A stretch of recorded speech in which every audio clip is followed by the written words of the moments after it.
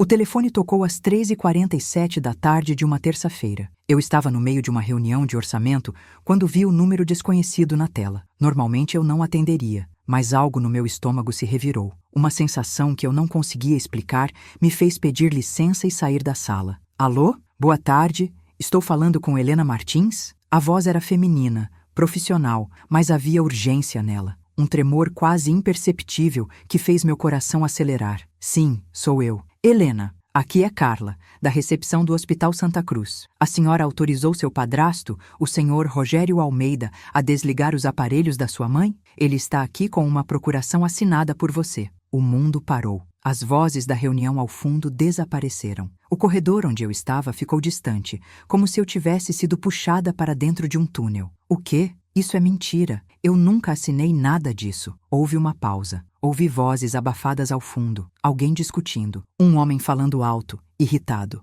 Então, a voz voltou, mais baixa, mais urgente, quase sussurrando. Por favor, corra. Ele está conversando com o médico agora e diz que você concordou em interromper o tratamento. Ele tem documentos, Helena. Documentos com sua assinatura. Parece real. Minha bolsa caiu no chão. Meu celular quase escorregou da minha mão suada. Senti o chão oscilar sob meus pés. Eu estou indo. Não deixe ele fazer nada. Por favor, eu chego em 20 minutos. Eu não me despedi da reunião. Não peguei meu casaco. Não avisei ninguém. Apenas corri para o estacionamento com o coração batendo tão forte que eu podia ouvi-lo nos meus ouvidos, martelando contra as costelas. 20 minutos. Minha mãe tinha 20 minutos. Talvez menos. Talvez ele já tivesse convencido o médico. Talvez neste exato momento.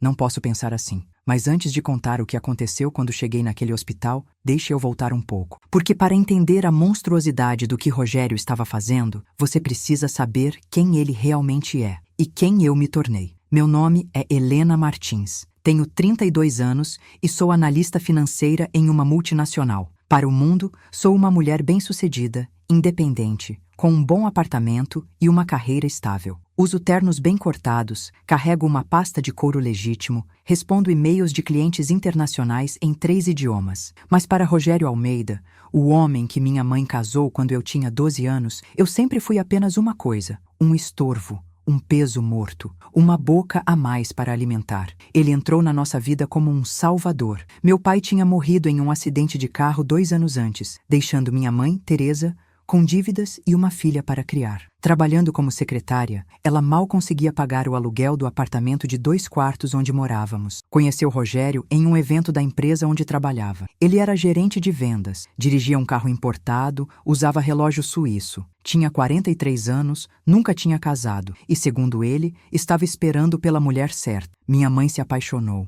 Não posso culpá-la. Ela estava cansada, assustada, sozinha. Trabalhava 10 horas por dia e voltava para casa com olheiras profundas, mal tendo energia para jantar. E Rogério foi encantador no começo. Me levava para tomar sorvete todo sábado, perguntava sobre a escola, elogiava meus desenhos que eu colava na geladeira. Quando eles se casaram, 6 meses depois de se conhecerem, eu estava feliz. Finalmente teríamos estabilidade. Finalmente, minha mãe sorriria de novo. A mudança foi gradual, tão sutil que quando olho para trás, percebo que levei anos para entender que não era normal. Começou com pequenos comentários jogados no ar, quase casuais. Helena, você não vai comer isso tudo, vai? Você já está gordinha. Eu tinha 13 anos e pesava 52 quilos, altura normal para minha idade. Sua mãe trabalhou o dia todo. Você não podia ter lavado a louça? Eu tinha acabado de chegar da escola com uma prova de matemática marcada com 10, orgulhosa, querendo mostrar. A prova ficou na mochila. Sabe quanto custa manter você nessa casa? Energia, água, comida. Não é barato, não. Minha mãe ria nervosa, tentando suavizar. Rogério, ela é uma criança, mas ele sempre tinha uma resposta pronta, sempre razoável na superfície. Estou apenas ensinando responsabilidade, amor. Você me agradece depois quando ela for uma adulta consciente. Com os anos, piorou. Quando tirei minha primeira nota vermelha, aos 15 anos, ele ficou 2 semanas me chamando de burra. Sua mãe se mata trabalhando para você ter educação e você traz um 5? Você é uma ingrata, Uma decepção. Quando comecei a namorar aos 17, ele passou um mês inteiro fazendo piadas sobre eu estar me vendendo barato. Cuidado, Teresa. Daqui a pouco vem barriga e adivinha quem vai ter que sustentar mais uma boca? Eu, como sempre. Eu me formei em administração com média 8,7. Rogério não foi à formatura. Disse que tinha uma reunião de trabalho que não podia perder. Minha mãe foi sozinha. Sentou na primeira fileira, bateu palmas quando chamaram meu nome. Chorou. Mas quando cheguei em casa com o diploma, ele mal olhou. Legal, agora vai arranjar emprego ou vai continuar vivendo às minhas custas? Consegui meu primeiro emprego como assistente administrativa ganhando R$ 2.000. Estava orgulhosa. Era pouco, mas era meu. Ele riu na minha cara. 2.000? Eu gasto mais que isso em gasolina. Mas tudo bem, pelo menos você não vai mais ser um peso morto nessa casa. Durante esses 20 anos, minha mãe ficou mais quieta, mais apagada. O brilho nos olhos dela sumiu gradualmente, como uma lâmpada que vai morrendo devagar. Ela parou de discutir com ele, parou de me defender, e eu aprendi a engolir, a sorrir, a aceitar cada humilhação como se fosse merecida, como se eu realmente fosse aquilo tudo que ele dizia. Até que 3 meses atrás, tudo mudou. Minha mãe teve um AVC enquanto estava sozinha em casa. Eu recebi a ligação do Rogério. Sua voz estava estranha, não exatamente preocupada, mas irritada, incomodada. Helena, sua mãe desmaiou. Estou indo para o hospital. Você vem ou não? Sem um oi, sem um. Está tudo bem? Sem nada. Apenas aquela pergunta fria. Quando cheguei, encontrei minha mãe na UTI. 58 anos, sempre saudável, sempre forte apesar de tudo. E agora ali, conectada a tubos e máquinas, o lado esquerdo do rosto caído, incapaz de falar. O médico explicou que foi um AVC isquêmico severo. Ela estava estável, mas precisaria de meses de recuperação, talvez anos. Talvez nunca voltaria a ser como era. Rogério ouviu tudo com os braços cruzados, olhando o relógio 2 vezes durante a explicação. Quando o médico saiu, ele suspirou alto. Isso vai custar uma fortuna. Eu olhei para ele. Realmente olhei. Vi o homem que minha mãe amava, o homem que morava na casa que ela ajudou a pagar, o homem que dirigia o carro comprado com o dinheiro que ela economizou durante anos. Ela é sua esposa, eu disse, minha voz saindo mais baixa do que pretendia. E você é filha dela. Espero que esteja disposta a ajudar com as contas, porque convênio não cobre tudo não. Nos dias seguintes, percebi algo. Rogério visitava minha mãe apenas quando tinha enfermeiras por perto. Ficava 5, 10 minutos no máximo. Nunca segurava a mão dela, nunca conversava. Apenas olhava o celular, respondia mensagens e saía dizendo que tinha compromissos. Eu, por outro lado, ia todos os dias depois do trabalho. Ficava até o hospital me mandar embora às 10 da noite. Lia para ela. Contava sobre meu dia. Segurava sua mão e sentia ela apertar de volta, fraca, mas determinada, me dizendo sem palavras que ainda estava ali, lutando. Foi na 2ª semana que encontrei a pasta. Eu tinha ido à casa buscar roupas limpas para minha mãe. A casa onde cresci, que agora parecia menor, mais escura, cheia de um silêncio pesado que me sufocava. Estava no quarto do casal procurando a camisola favorita dela, aquela azul com flores brancas, quando vi a pasta preta em cima da mesa de cabeceira de Rogério. Não estava escondida. Estava ali, aberta, como se ele não se importasse, como se tivesse tanta certeza de que ninguém jamais questionaria nada. Dentro havia documentos, muitos documentos, e quanto mais eu lia, mais minha respiração ficava curta, mais meu coração acelerava, mais minhas mãos tremiam. Procuração. Rogério tinha preparado uma procuração em nome dele para decidir sobre tratamentos médicos da minha mãe.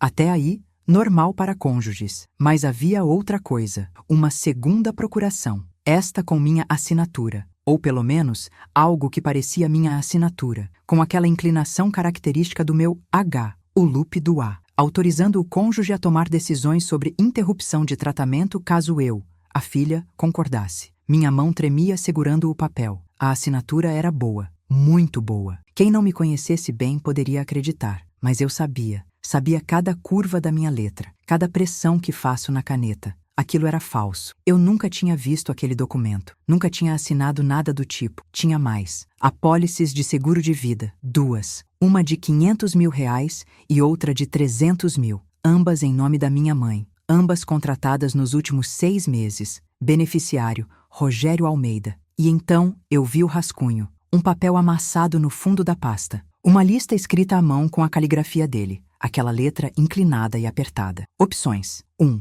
Convencer Helena a assinar autorização. Improvável. Ela odeia a mim. 2. Falsificar assinatura. Arriscado, mas viável. 3. Esperar deterioração natural. Muito lento, custos sobem. 4. Acelerar com decisão médica. Precisa de procuração. Embaixo, uma anotação com caneta vermelha. Carência do seguro termina em 1509. Precisa ser depois disso. Importante. 15 de setembro tinha sido há 2 semanas. Sentei na cama deles. Não chorei. Acho que estava em choque. Meu cérebro se recusava a processar completamente o que estava vendo. Meu padrasto, o homem que passou 20 anos me humilhando, estava planejando matar minha mãe. Não por raiva, não por paixão, não porque ela tinha feito algo, por dinheiro. 800 mil reais de seguro de vida. E ele tinha falsificado minha assinatura para fazer parecer que eu concordava, para dividir a culpa, para me arrastar para dentro da monstruosidade dele. Tirei foto de cada documento, cada página, cada anotação,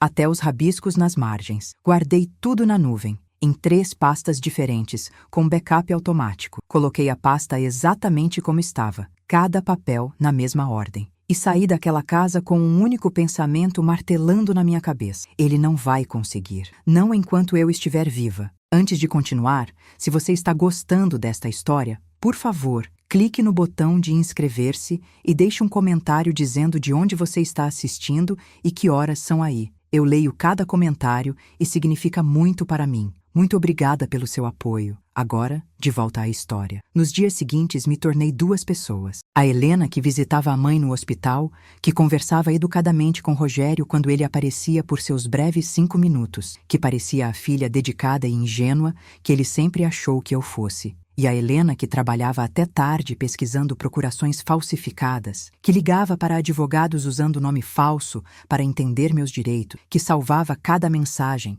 cada interação como evidência. Descobri que Rogério tinha estado procurando advogados especializados em testamentos e sucessões. Encontrei e-mails no computador compartilhado que ele achava que eu nunca abriria. Descobri que ele tinha consultado 3 médicos diferentes sobre qualidade de vida e decisões difíceis em casos de AVC severo. Um desses médicos tinha anotado em seu arquivo: família considera interrupção de suporte. Esposa plus filha de acordo segundo cônjuge. Família. Como se eu tivesse alguma voz naquilo. Como se ele tivesse me consultado. Conversei com a assistente social do hospital, Mariana. Uma mulher de uns 50 anos com olhos gentis e mãos calejadas de quem já tinha visto muita coisa ruim na vida. Contei sobre a procuração. Mostrei as fotos que tirei. Ela ficou pálida. Levou a mão à boca. Helena, isso é falsificação de documento. É crime grave. Você precisa denunciar. Eu vou. Mas primeiro preciso garantir que minha mãe está protegida. Se eu denunciar agora, ele pode antecipar o plano. Pode tentar algo antes que a polícia haja. Você pode me ajudar? Ela pensou. Olhou para os lados, certificando-se de que estávamos sozinhas. Então assentiu. Vou colocar uma observação no prontuário da sua mãe. Qualquer decisão sobre tratamento precisa da sua confirmação pessoal, presencial, com documento de identidade. Se alguém tentar fazer qualquer coisa, a equipe me chama imediatamente, qualquer hora do dia. E se ele vier com a procuração falsa? Aí eu ligo para você. E para a polícia. Foi exatamente o que aconteceu hoje. Enquanto dirijo para o hospital, minhas mãos apertam o volante com tanta força que meus dedos doem. As juntas ficam brancas. 20 minutos se transformaram em 23 por causa do trânsito maldito. Cada segundo é uma eternidade. Minha mente cria cenários horríveis. E se a Mariana não conseguiu impedi-lo? E se ele convenceu o médico? E se neste exato momento minha mãe está... Não posso pensar assim. Respiro fundo. Acelero mais. Estaciono em vaga proibida. Não me importo. Se multarem, eu pago. Corro pelos corredores do hospital. Meu salto alto ecoa no piso de linóleo brilhante. Pessoas se viram para olhar. Uma enfermeira tenta me parar. Senhora, não pode correr aqui. UTI 3. Onde fica? Ela aponta. Continuo correndo, meu coração na garganta. Quando viro o corredor, vejo. A porta da UTI está aberta. Há vozes. Uma delas é grave, autoritária, irritada. Rogério. Estou dizendo que está tudo em ordem. Aqui está a procuração. Minha enteada assinou. Ela concordou que o melhor para a mãe dela é deixá-la partir com dignidade. Vocês estão apenas prolongando o sofrimento dela, não veem? Isso é desumano. Entro. A cena se congela como uma fotografia. Rogério está diante de um médico jovem, provavelmente um residente que não deve ter mais que 28 anos, segurando a pasta preta, a mesma pasta que vi na casa. Ao lado deles está Mariana, a assistente social, com o celular na mão, os olhos fixos em mim com um misto de alívio e tensão. E mais 3 pessoas, 2 enfermeiras que reconheço das minhas visitas diárias e um homem de terno escuro que não reconheço. Todos se viram para mim. Eu, consigo dizer entre respirações ofegantes, meu peito subindo e descendo, nunca assinei nada. O rosto de Rogério fica vermelho, depois branco. As cores se alternam como um semáforo. Ele abre a boca, fecha, abre de novo, mas nenhum som sai. Helena, que bom que você chegou. Sua voz sai controlada demais, artificial. Eu estava explicando ao doutor que nós conversamos sobre isso. Você lembra? Disse que sua mãe não gostaria de viver assim, dependente de máquinas, sem dignidade. Isso é mentira. Minha voz sai mais firme do que esperava. Cada palavra clara, cada sílaba marcada. E essa procuração é falsa. Eu nunca assinei. E tenho como provar. Silêncio. O médico olha de mim para Rogério, confuso, sua mão ainda segurando o estetoscópio pendurado no pescoço. O homem de terno dá um passo à frente, tira uma carteira do bolso interno do paletó. Abre. Uma identificação dourada brilha sob a luz fluorescente. Delegado Henrique Barros, Polícia Civil. Senhor Almeida, o senhor pode me acompanhar, por favor? A pasta escorrega das mãos de Rogério. Papéis se espalham pelo chão em câmera lenta. Ele olha para Mariana com olhos arregalados, incrédulos. Você chamou a polícia? Eu cumpri meu dever. Ela responde calmamente, erguendo o queixo. Quando o senhor chegou exigindo interromper o tratamento de sua esposa, com documentação que a filha dela alegava ser falsa, qual era a opção? Deixar que o senhor potencialmente cometesse um homicídio? Rogério se vira para mim. E pela primeira vez em 20 anos, vejo algo diferente em seus olhos. Não desprezo, não arrogância, não aquela superioridade condescendente. Medo, medo puro e genuíno. Helena, deixa eu explicar. Não é o que você está pensando. Eu estava tentando ajudar sua mãe. Ela está sofrendo. Os médicos disseram que as chances de recuperação são... Ela está melhorando. Eu corto, dando um passo em direção a ele. Ontem, ela moveu os dedos da mão direita pela primeira vez. Hoje de manhã, abriu os olhos e me olhou. Me reconheceu. Ela apertou minha mão 3 vezes. Nosso sinal secreto, lembra? Minha mãe está lutando para viver. E você estava tentando matá-la. Eu nunca... Ele começa, mas sua voz falha, quebra no meio. Pego meu celular, abro a pasta na nuvem. Mostro para o delegado, rolando as imagens lentamente. Tirei essas fotos há 2 semanas, na casa dele, no quarto dele. São documentos planejando isso, incluindo a procuração falsa, incluindo anotações sobre apólices de seguro de vida no valor de R$800 mil, incluindo um rascunho, escrito de próprio punho, de como ele planejava fazer parecer que eu concordei em matar minha própria mãe. O delegado pega meu celular, rola as fotos devagar. Sua expressão fica mais séria, mais fechada a cada imagem. Sua mandíbula se aperta. Senhor Almeida, o senhor está detido por falsificação de documento e tentativa de homicídio qualificado. Tem o direito de permanecer em silêncio. Tudo o que disser pode e será usado contra o senhor. Espera! Rogério ergue as mãos desesperado. Espera! Vocês não entendem. Ela vai ficar vegetativa. Os médicos disseram. As estatísticas de recuperação de AVC são terríveis. Ia custar uma fortuna. Eu estava tentando poupar Helena do fardo de ver a mãe definhar, de gastar todo o seu dinheiro. Do fardo de R$800 mil em seguro? Minha voz sai gelada, cada palavra afiada como uma lâmina. Dos quais você é o único beneficiário? Do fardo de não ter que dividir patrimônio em um divórcio? Do fardo de finalmente poder se casar com Júlia Fonseca? Ele para, congela, percebe o que disse, percebe que eu sei, percebe que acabou. As algemas fazem um som metálico quando fecham em seus pulsos. O clique ressoa no corredor silencioso. Rogério não resiste. Apenas olha para o chão enquanto o delegado lê seus direitos. As enfermeiras recolhem os papéis espalhados, colocam de volta na pasta com cuidado, manuseando como evidência criminal que são. Quando eles o levam, andando lentamente pelo corredor, ele se vira uma última vez. Seus olhos encontram os meus. Helena, você não entende. Eu fiz isso por nós, pelo nosso futuro. Para não ter que... Você fez isso por você, eu respondo. Minha voz baixa, mas firme. Como sempre fez tudo, por você. Apenas por você. E então ele some pelos corredores, escoltado pelo delegado, seus passos ecoando cada vez mais baixo, até desaparecer completamente. Minhas pernas falham. Sento em uma cadeira de plástico duro. O mundo gira por um segundo. Mariana se ajoelha ao meu lado, coloca a mão no meu ombro. Você está bem? Não estou. Estou tremendo. Minhas mãos não param de sacudir. Mas aceno com a cabeça. Posso ver minha mãe? Claro. Vem. O quarto da UTI é pequeno, cheio de máquinas que bipam e zumbem em ritmos diferentes. Minha mãe está ali, exatamente onde deixei esta manhã. Tubos no nariz fornecendo oxigênio, fios conectados ao peito monitorando o coração, uma bolsa de soro pendurada gotejando nutrientes. Mas quando me aproximo, seus olhos se abrem. Estão úmidos. Ela ouviu. De alguma forma, ela ouviu tudo. Mãe, sussurro, pegando sua mão. A boa, à direita. Ela aperta de volta, fraco,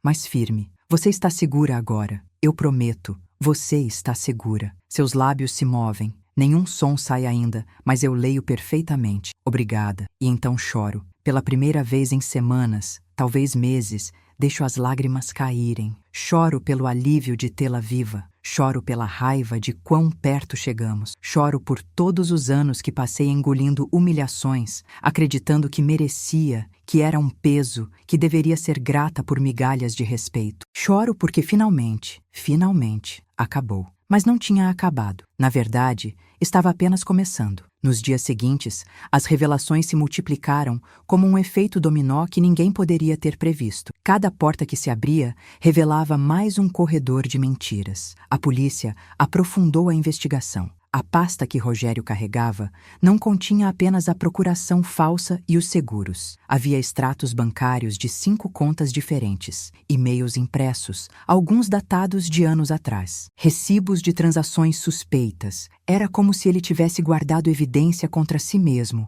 Tão confiante estava de que ninguém jamais descobriria, tão certo de sua invencibilidade. Descobrimos que as apólices de seguro não eram as únicas. Havia uma terceira, de R$200 mil, contratada 4 meses atrás em uma seguradora diferente. Total, R$1 milhão, todas com carência vencida nas últimas semanas. Todas com beneficiário único, Rogério Almeida. 1 milhão de razões para matar minha mãe. Mas foi o delegado Barros quem encontrou o que realmente abriu meus olhos para a extensão completa da monstruosidade. Ele me ligou 5 dias depois da prisão. Sua voz era séria, cuidadosa. Helena, preciso que você venha até a delegacia. Há algo que você precisa ver. E, prepare-se. Não é fácil. Quando cheguei, ele me levou para uma sala pequena com uma mesa e um computador antigo. Na tela, planilhas. Muitas planilhas organizadas em pastas com nomes como Finanças 2005-2010 e Investimentos Pessoais. Seu padrasto mantinha registros meticulosos de suas finanças, ele explicou,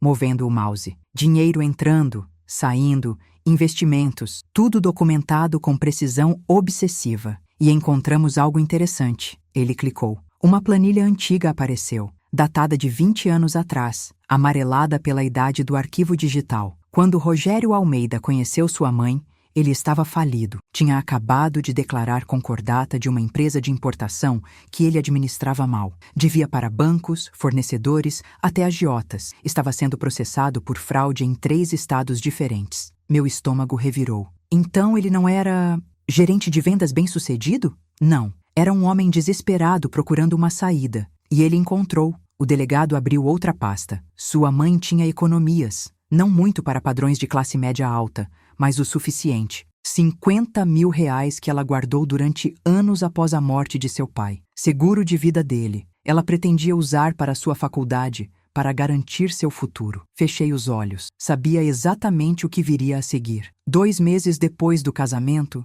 esse dinheiro sumiu da conta dela, transferido para uma conta de Rogério que ela nem sabia que existia, usada para pagar dívidas urgentes, processos que o ameaçavam de prisão. Sua mãe sabia? Ele disse que era um investimento, sussurrei, lembrando conversas pela metade que ouvi quando era criança. Disse que dobraria o dinheiro em 6 meses, que compraríamos uma casa. Ela acreditou. Ela nunca viu esse dinheiro de volta. E nos anos seguintes, a renda dela sustentou a casa, pagou o aluguel, o carro, as despesas de vocês 3, enquanto os salários dele, olhe aqui, mais planilhas, depósitos mensais, mas não em conta conjunta, em contas no nome de Rogério. 3 contas nacionais, 2 offshore, uma nas Ilhas Cayman, outra no Panamá. Ele estava desviando dinheiro há 20 anos, pequenas quantias que sua mãe não notaria. R$100 aqui, 200 ali, às vezes 500. Somados ao longo de 2 décadas, deram mais de 300 mil reais, dinheiro que deveria ser da família, que ele escondeu sistematicamente. Senti náusea subindo pela garganta. E tem mais. Encontramos e-mails de 4 anos atrás. Rogério estava tendo um caso com uma mulher chamada Júlia Fonseca, vendedora de imóveis de luxo. Eles planejavam se casar, assim que ele se livrasse de Teresa. Se livrasse? As palavras dele, não minhas. O delegado deslizou uma folha impressa pela mesa. Era um e-mail. Li com as mãos tremendo. Amor, só mais um pouco de paciência. Assim que eu conseguir me divorciar sem perder tudo, estamos livres. Teresa não vai brigar. Ela é fraca demais para isso. E a pirralha já está quase se formando. Logo vai sair de casa e parar de sugar meu dinheiro. Só preciso ter certeza de que fico com a casa, os investimentos que fiz. Depois, é só assinar os papéis e ela vira problema do passado. Te amo, meu amor. Logo estaremos juntos. Pirralha. Era assim que ele me chamava quando achava que ninguém estava ouvindo, quando falava de mim para outras pessoas. Ele nunca se divorciou. O delegado continuou suavemente. Não porque amasse sua mãe, mas porque no Brasil, divórcio significa divisão de bens. E ele tinha escondido tanto dinheiro, tinha tantas contas secretas, que um processo revelaria tudo. Seria preso por sonegação, fraude fiscal, ocultação de patrimônio. Então ficou.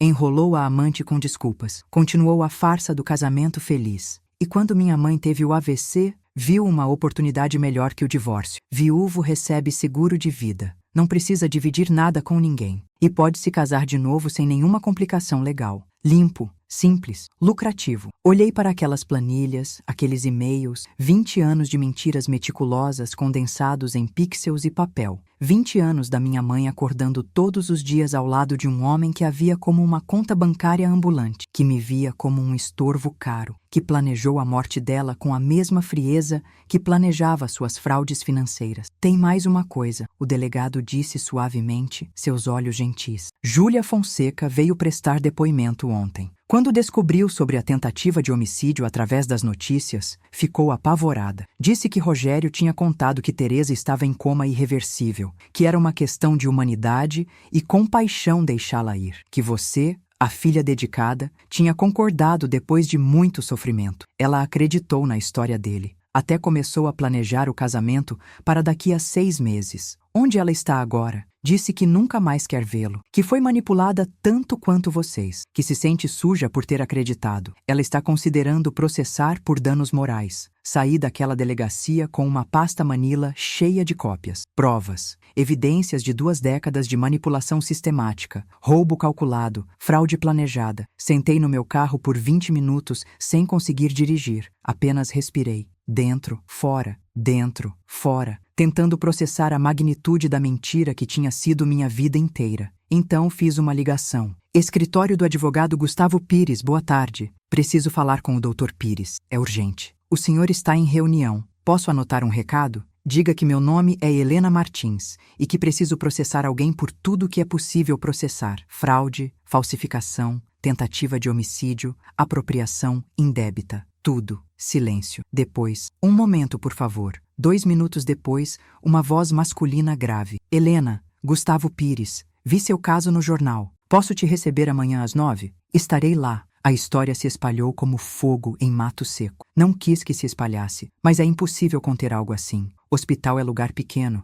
Todo mundo fofoca. Em uma semana, a tentativa de Rogério de desligar os aparelhos da própria esposa estava em todos os blogs de notícias locais, sites sensacionalistas, páginas de crimes. Homem tenta matar esposa em coma por seguro de vida. Padrasto falsifica a assinatura de enteada em procuração de morte. Repórteres me ligavam constantemente. Eu ignorava, bloqueava números. Mas quando uma delas, Beatriz Costa, do jornal Diário Regional, me abordou na saída do hospital com um gravador na mão, parei. Helena, sei que você não quer falar, mas deixa eu dizer uma coisa. Sua história pode ajudar outras pessoas. Quantas mulheres estão em relacionamentos abusivos com homens assim e não sabem? Quantas filhas estão sendo manipuladas e acham que é normal, que merecem? Fala, não por você, por elas. Pensei em minha mãe, casada há 20 anos com um predador. Pensei em mim aos 12 anos, acreditando que Rogério era um salvador. Pensei em todas as vezes que engoli humilhações porque achava que merecia, que era realmente um peso, uma carga. Tudo bem, Eu falo. Dei a entrevista. Ela saiu na primeira página 3 dias depois com uma foto minha segurando a mão da minha mãe. Sobrevivi a 20 anos de abuso emocional e impedi que meu padrasto matasse minha mãe. Contei tudo sem filtro. As humilhações desde criança, a descoberta dos documentos, a corrida desesperada ao hospital, as revelações posteriores de fraude e contas secretas. As mensagens começaram a chegar, centenas nos primeiros dias, milhares em 2 semanas, mulheres contando suas histórias de maridos controladores, filhas que também eram chamadas de peso morto, de parasitas, esposas que também tinham seus salários controlados por homens que diziam amá-las enquanto roubavam sistematicamente. E também houve as revelações inesperadas que mudaram tudo. Uma mulher chamada Sandra me enviou um e-mail longo, detalhado. Ela tinha sido secretária da empresa onde Rogério trabalhava havia 15 anos. Ele tinha assediado ela por meses, com comentários inapropriados, convites insistentes, toques não desejados. Quando ela recusou seus avanços e ameaçou denunciar, ele forjou erros graves no trabalho dela, plantou evidências de roubo de material de escritório e a fez ser demitida por justa causa. Ela nunca denunciou porque achava que ninguém acreditaria nela contra o gerente respeitado. Um homem chamado Paulo me procurou pessoalmente. Era credor de Rogério de 25 anos atrás, da época pré-minha mãe. Disse que Rogério o convenceu a investir R$100 mil em um negócio de importação que era pura mentira, empresa fantasma. Sumiu com o dinheiro e Paulo perdeu tudo. Tinha provas, contratos assinados, mas na época não tinha dinheiro para processar e a dívida prescreveu. Agora queria justiça, nem que fosse moral. Mais 3 mulheres apareceram dizendo que Rogério as namorou em épocas diferentes, prometendo casamento, pegou dinheiro emprestado para investimentos urgentes que renderiam fortunas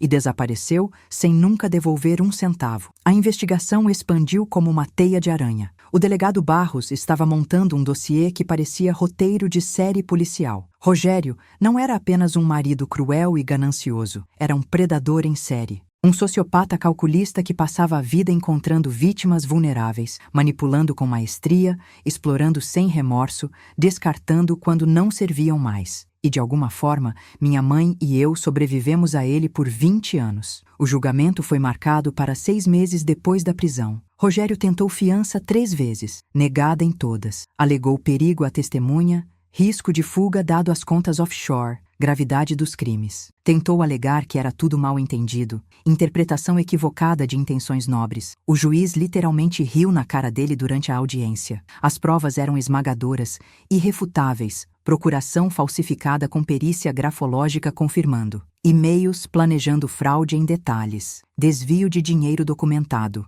Tentativa de homicídio com testemunhas. Sua advogada, uma mulher de uns 60 anos que parecia profundamente cansada da vida e dos clientes, me abordou uma vez nos corredores frios do fórum. Você sabe que ele vai pegar no mínimo 20 anos, não sabe? Sei, e acho pouco. Ele quer fazer um acordo, confessar tudo em troca de pena reduzida para 15 anos, mas só se você e sua mãe concordarem formalmente. Olhei para ela fixamente. E se eu não concordar? Vai a júri popular. Pode pegar perpétua se os jurados ficarem revoltados. Ou pode ser absolvido de algumas acusações se o advogado dele for muito bom e o júri for manipulável. É uma aposta, um risco. Pensei em 20 anos de humilhações diárias. Pensei em minha mãe ainda na UTI, lutando para recuperar a fala, movendo os dedos milímetro por milímetro. Pensei em todas as mulheres que ele destruiu ao longo de décadas, as Sandras e Paulas e amantes enganadas. Júri, eu disse com firmeza. Quero que 12 pessoas comuns ouçam exatamente o que ele é. Quero que decidam se ele merece misericórdia.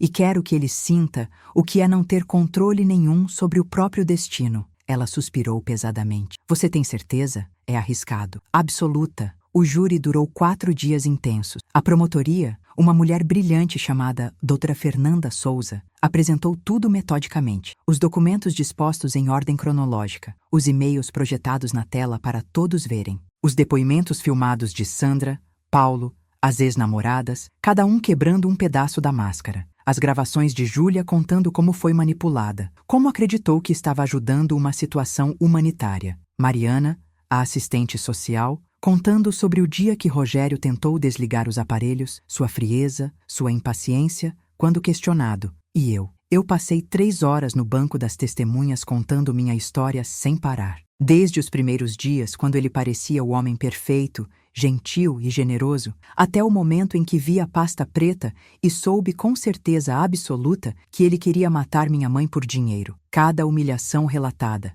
cada comentário cruel lembrado. 20 anos condensados em 3 horas de depoimento. A defesa tentou me pintar como ressentida, como filha problemática, inventando histórias. O advogado dele, um homem arrogante de terno italiano caro e abotoaduras douradas, perguntou com condescendência: Senhora Martins, não é verdade que a senhora sempre foi ciumenta da relação entre sua mãe e meu cliente? Não. Não é verdade que a senhora se sentia substituída, rejeitada quando sua mãe se casou? Não. Eu me sentia humilhada constantemente. São coisas completamente diferentes. Humilhada porque seu padrasto tinha expectativas razoáveis, esperava que você contribuísse para a casa onde morava de graça. Humilhada porque ele me chamava de parasita quando eu tinha 15 anos e tirava notas excelentes. Humilhada porque ele ria das minhas conquistas acadêmicas. Humilhada porque ele passou 20 anos inteiros me dizendo que eu era um peso, um erro, algo de que minha mãe deveria ter se livrado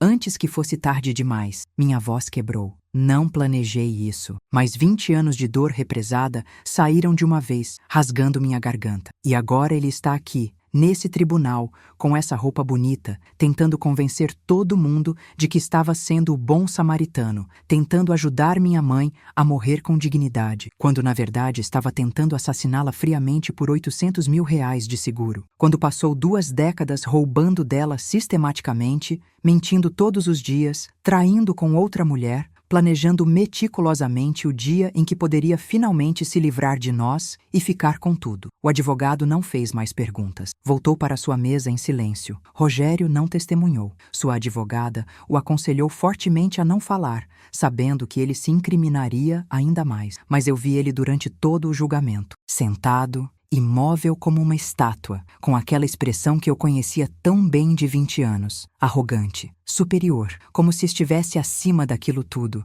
acima de leis feitas para pessoas comuns, como se fosse absurdo, uma piada cósmica, que ele, Rogério Almeida, estivesse sendo julgado por pessoas que ele considerava inferiores, até o dia da leitura do veredicto. Quando o juiz perguntou ao júri qual era a decisão após 8 horas de deliberação, a porta-voz se levantou lentamente. Era uma mulher de uns 40 anos, professora de escola pública, segundo as informações que tínhamos, mãe de 3 filhos. Quanto à acusação de falsificação ideológica de documento, consideramos o réu culpado por unanimidade. Rogério piscou rapidamente, seu primeiro sinal de nervosismo. Quanto à acusação de tentativa de homicídio qualificado, consideramos o réu culpado por unanimidade. Sua perna começou a balançar involuntariamente. Quanto à acusação de apropriação indébita continuada, consideramos o réu culpado por unanimidade. Suas mãos tremeram visivelmente na mesa. Quanto à acusação de fraude, consideramos o réu culpado por unanimidade. E então,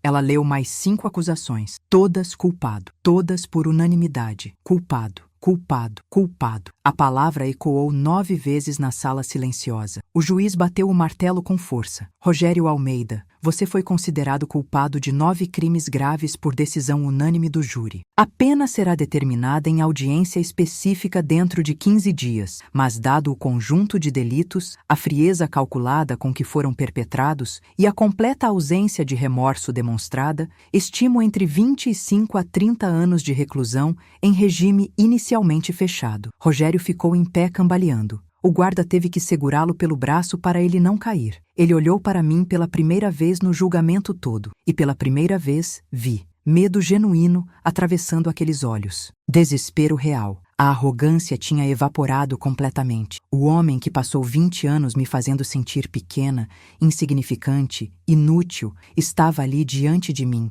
reduzido a absolutamente nada. Ele abriu a boca. Eu achei que fosse xingar, ameaçar, fazer uma cena dramática, mas o que saiu foi um sussurro quebrado, quase inaudível. Helena, eu sinto muito, eu juro que sinto. Não respondi. Apenas olhei firmemente nos olhos dele, até ele desviar o olhar, até ele abaixar a cabeça derrotado, até ele ser levado pelos guardas, as algemas tilintando em seus pulsos, o terno caro todo amassado, a vida dele completamente acabada. E eu sorri. Não foi um sorriso de vingança cruel, foi um sorriso de liberdade pura, de alívio, de finalmente poder respirar. 6 meses depois do julgamento, sentei em uma cadeira confortável ao lado da cama da minha mãe. Não na UTI, não em quarto de hospital, em um quarto comum de uma casa, nossa casa, com janela grande, com luz do sol entrando quente e dourada. Ela ainda não tinha recuperado toda a fala completamente. Ainda arrastava um pouco a perna esquerda quando andava, mas estava viva, estava acordada, estava sorrindo, estava aqui. Você viu? Mostrei meu celular animada. Uma foto, eu de terno novo, segurando uma placa comemorativa. Gerente regional da América Latina, promovida ontem. Ela sorriu. Um sorriso ainda um pouco torto por causa do AVC, mas genuíno, chegando aos olhos. Seus olhos brilharam orgulhosos. Eu sempre sabia que você conseguia, ela disse devagar, cada palavra ainda um pequeno esforço, mas cada vez mais clara. Você sempre soube, sempre acreditou, mesmo quando ele dizia o contrário todos os dias. Ela pegou minha mão com a mão boa, aquela que tinha recuperado toda a força, apertou com firmeza. Me perdoa. Pelo quê, mãe? Por não proteger você melhor. Segurei a mão dela com as 2 mãos. Ele enganou todos nós, mãe. Você também era vítima. Você também estava apenas sobrevivendo, fazendo o melhor que podia. Nenhuma culpa é sua. Ela chorou silenciosamente. Eu chorei também. Ficamos ali, segurando uma a outra, enquanto lá fora a vida continuava, nova e cheia de possibilidades. O dinheiro recuperado da conta offshore de Rogério foi devolvido para minha mãe por ordem judicial. 340 mil reais que ele tinha roubado meticulosamente ao longo dos anos. Ela usou parte para pagar integralmente o tratamento de fisioterapia que precisaria pelos próximos anos. Parte guardou cuidadosamente para a aposentadoria tranquila que finalmente merecia. E uma parte, ela insistiu firmemente, me deu. Para sua faculdade, de mestrado, que você nunca teve dinheiro. Ela disse determinada. Eu não argumentei na hora, mas usei o dinheiro para outra coisa que me pareceu mais importante. Abri uma ONG sem fins lucrativos. Vozes que não se calam. Ajuda especializada para mulheres e filhos em relacionamentos abusivos emocionalmente. Aconselhamento jurídico gratuito. Psicológico. Abrigo temporário quando necessário. Suporte de reinserção no mercado. No primeiro mês, atendemos 40 mulheres desesperadas. No terceiro, 200. No sexto, 500. Todas com histórias dolorosamente parecidas com a minha. Todas acreditando que mereciam as humilhações. Todas cansadas de engolir, mas sem saber como sair. Uma delas, Renata, tinha 28 anos. 3 filhos pequenos. Marido que a chamava de burra, feia, inútil, gorda, fracassada diariamente. Eu achei que era só comigo. Ela disse, chorando copiosamente. Achei que eu era fraca demais, burra demais, que se eu fosse mais forte, mais esperta, mais bonita, ele me respeitaria finalmente. Segurei a mão dela com carinho. Não é sobre força individual, é sobre um sistema inteiro que ensina mulheres a aceitar migalhas e chamar de amor. Como você conseguiu sair? Documentei tudo, planejei cuidadosamente, esperei o momento exato e agi, mas não foi fácil. E não foi rápido. E se eu não for tão corajosa quanto você foi? Você já é. Você está aqui sentada na minha frente. Você deu o primeiro passo. Isso já é coragem imensa. Hoje, 3 anos depois daquela ligação telefônica que mudou absolutamente tudo,